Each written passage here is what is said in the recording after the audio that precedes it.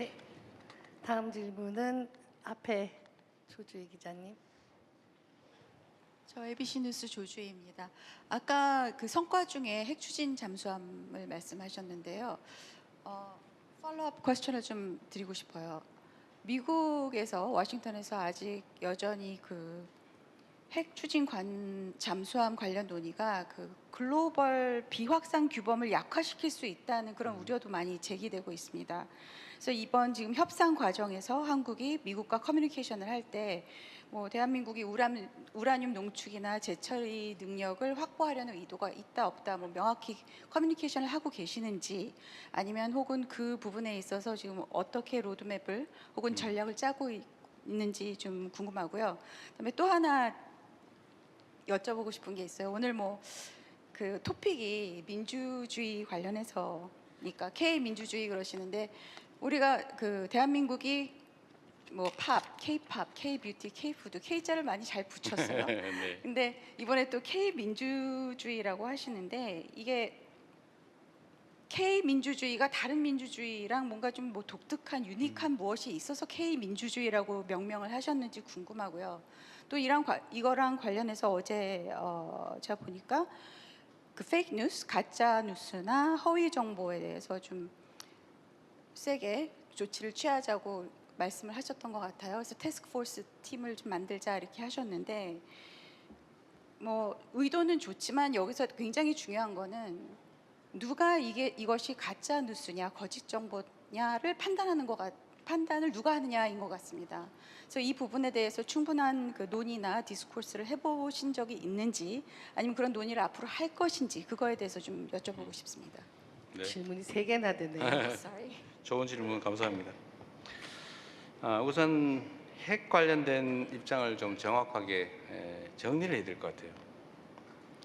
여러 가지가 뒤섞여 있는데, 하나는 핵 비확산 문제는 뭐 국제적 대원칙으로 존중해야 됩니다. 근데 핵 비확산이란 모든 핵 관련된 사업을 말하는 건 아니에요. 핵무기를 말하는 거죠. 핵무기는 더 이상 확산하지 않는다. 그런데 우리가 하는 예를 들면 원자력 발전소에 사용할 연료인 우라늄을 어느 정도까지 농축해서 스스로 사용할 수 있느냐, 아니면 농축은 금지되고 다 수입해야 되느냐. 일본은 농축을 하고 있죠. 예를 들면 일본의 핵이 확산됐다고 누구도 말하지 않습니다. 사용 후 핵 연료의 재처리, 뭐 일본도 하고 있죠. 그게 물론 플루토늄을 추출하니까 플루토늄을 추출해가지고 혹시 핵무기 만들지 않을까 우려가 있는지 모르겠지만, 그런 식으로 얘기하면 아무것도 할 수 없게 되겠죠. 그래서 핵 우라늄 농축, 사용 후 핵연료의 재처리 문제는 비확산과는 직접 관계가 없다.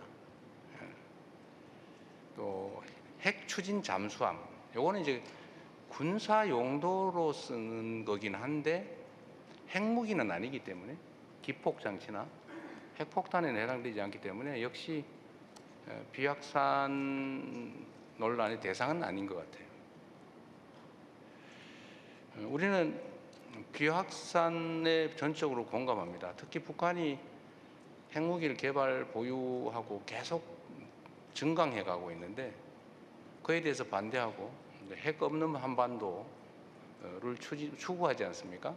우리가 핵무장을 하면 핵무장 하지 마라, 핵무기 폐기해라, 더 이상 생산하지 마라 라고 말할 수가 없죠.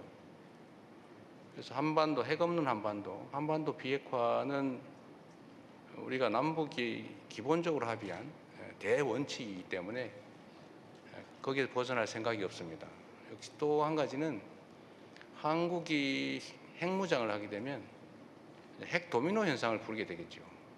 한국도 했는데 일본도 하자, 뭐 대만도 하자, 거기도 했어 우리도 하자, 뭐 이렇게 되는 거 어떻게 맞겠어요? 또 한 가지는 핵무장은 엄청난 제재를 감수해야 됩니다. 국제사회 누구도 동의하지 않겠죠. 특히 한국과 원자력 협정뿐만 아니라 안보 조약까지 맺고 있는 미국이 절대로 승인할 리가 없죠. 핵무기 개발을. 이미 있는 전술핵도 다 철수했는데 결국 핵무장을 하게 되면 엄청난 국제 제재, 경제 제재 견뎌야 되고, 그러면 이제 누구 얘기처럼 북한처럼 되겠죠. 과연 우리 대한민국 경제가 견뎌낼 수 있겠냐? 우리 국민들이 감내할 수 있겠냐? 그렇게 할 수는 없죠. 또 그럴 필요도 없죠. 우리 북한에 대한 군사력 억지력 수준은 자주 말씀드리지만 대한민국의 국방비 현 지출 수준이 북한의 1년 총생산보다 1.5배가 많습니다. 국방비 지출 규모가 북한의 연간 국민 총생산 GDP의 1.5배예요. 군사력 수준도 주한미군 전력을 빼고도 세계 5위로 평가받지 않습니까? 왜 비교가 안 되죠, 북한하고? 그러니까 지금 전 윤석열 정권에서 군사 도발을 해가지고 전쟁을 시작한 다음에 그걸 빌미로 비상계엄을 하려고 북한을 마구 자극을 했는데 북한이 반응이 없잖아요. 무인기도 보내고 풍선도 보내고 방송도 하고 그 외에도 많이 했을 것 같아요. 지금 발각이 안 돼서 그렇지. 근데 그런데도 조용하고 오히려 북진을 저지하기 위해서 철로를 끊고 도로를 끊고 장벽을 쌓고 삼중 철조망을 설치하고 있어요. 넘어올까 봐. 이게 한반도의 군사적 현실입니다. 이런 상태에서 굳이 경제 제재, 국제 제재를 감수하면서 핵무장을 한다는 것은 저는 비상식적인 행동이라고 봐요. 그래서 어제 제가 우리는 핵무장하지 않는다, 핵무장을 추진하지 않는다고 명확하게 말씀드렸던 겁니다. 말씀하신 것처럼 미국 일각에서 대통령은 이렇게 트럼프 대통령이 명확하게 핵추진 잠수함 건설 승인하겠다, 즉 원자력 협정을 바꾸든지 아니면 그 안에서 승인하겠다라고 입장을 명확하게 했어요. 또 핵 재처리, 또 우라늄 농축은 그게 한국에서 하면 우리가 어디서 수입하냐 그랬어요. 우리 러시아에서 한 30% 수입합니다. 그랬더니 트럼프 대통령께서 그러면 그거 자체 생산하면 많이 남겠네. 그러면 동업하자 이래가지고 그럼 5대5로 동업하기로 하고 그 동업을 누구한테 맡겼어요? 러트닉한테 맡겼어요? 그런 얘기하면 안 돼요? 그렇게 편하게 얘기된 겁니다. 러트닉이 맡아서 한번 해보십시오. 이렇게 얘기했어요. 이건 보안 비밀은 아닌 것 같아서 얘기 드리는 거예요. 이게 잘 됐어요. 근데 이게 그럼에도 불구하고 이제 미국 정부 일각에서 약간 신중한 태도, 속도에 대해서도 약간 그렇게 서두를 필요가 있나 이런 태도라는 느낌이 들어요. 그 이유는 아마도 핵무장 우려 때문이 아닌가 생각을 합니다. 우리는 추측이 그래요. 그래서 우리가 명확하게 입장을 낸 겁니다. 우리는 핵무장할 생각 없다, 현실적으로 불가능하다, 해서는 안 된다 라는 점을 명확하게 해서 전 세계에 우리가 핵무장을 할 필요도 의사도 없다라는 점을 분명하게 말씀드리고, 오늘도 그 말씀 분명하게 좀 드립니다. 그래서 이게 비약산 규범에 위반되는 건 아니다라고 정리할 수 있겠습니다. 두 번째로 K민주주의의 독특성, 유니크한 점이 뭐냐 이렇게 말씀하셨습니다. 대한민국은 말씀하신 것처럼 팝, 드라마, 무비, 푸드 등등 여러 측면에서 독특함을 가지고 있죠. 그리고 지금은 거의 개화해서 만개하는 상태라고 보이십니다. 만개해 가는 상태. 저는 이거보다 제가 K민주주의란 말은 제가 만든 말인데 대한민국 민주주의에 독특함이 있다, 특징이 있다고 생각합니다. 그게 뭐냐면 집단지성에 의한 평화적이고 아름다운 직접성이죠. 맡기지 않고 직접 행동한다. 행동하되 폭력적이지 않게 평화적으로 아름답게 한다. 그리고 포기하지 않는다. 그런 특성이 있다고 생각해요. 우리는 민주주의라고 하면 보통 배우는 게 그리스 아테네를 생각하죠. 아고라 광장을 생각합니다. 근데 그게 다 사라졌죠. 그 직접성이 다 간접 민주주의로 바뀌었습니다. 근데 우리는 끊임없이 직접 민주주의를 추구하죠. 그리고 외면하지 않습니다. 남의 일이라고. 참여하죠. 참여 욕구가 아주 강해요. 직접 행동해요. 행동하되 평화적입니다. 보통 우리는 집단 행동을 하면 딱 첫 번째 떠오르는 게 파괴 아닙니까? 방화, 파괴, 폭력. 원래 수천 수만 명이 모이면 첫 번째 벌어지는 일이 불 지르고 창문 깨고 가게 약탈하고 누군가가 폭행당하고 이런 장면이죠. 대한민국은 그런 전통이 아예 없어요.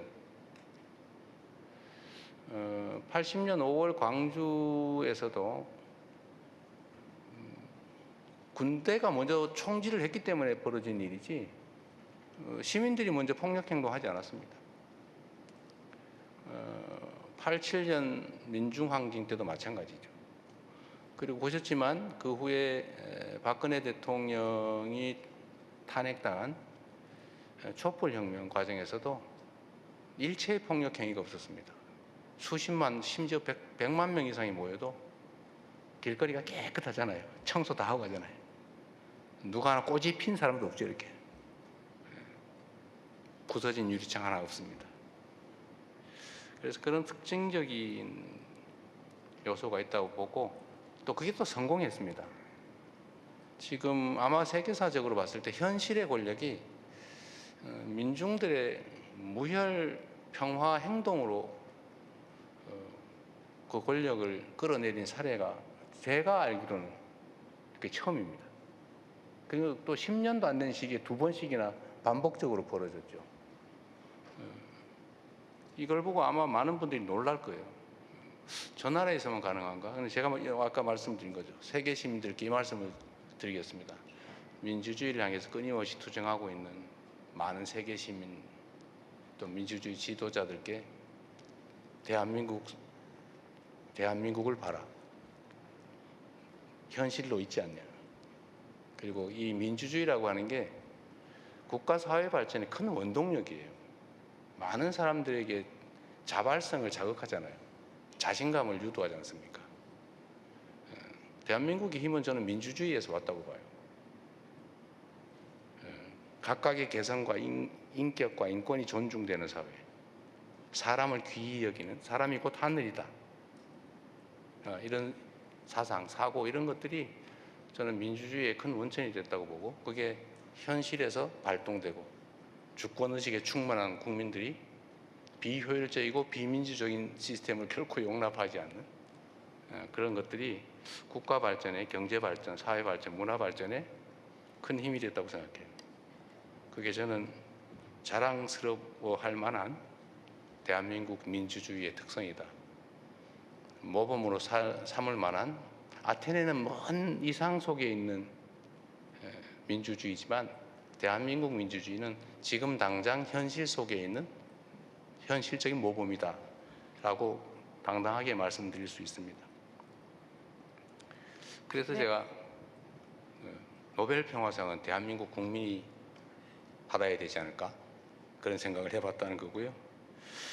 민주주의와 관련해서 허위 정보에 대한 대응이 결국은 표현의 자유를 침해하고 일종의 독선으로 갈 수 있지 않냐. 누가 가짜임을 판단할 수 있느냐. 이 말씀을 하셨어요. 맞는 지적이십니다. 그러나 이런 건 있죠. 누구도 이견이 없는 상식을 가진 보통의 사람이라면 부인할 수 없는 명백한 허위들이 많습니다. 예를 들면 중국 정부가 작업을 해서 대한민국이 그 부정선거로 대통령이 뽑혔다. 이런 주장이 있잖아요. 부정선거를 했으면 윤석열 대통령은 왜 당선됐습니까?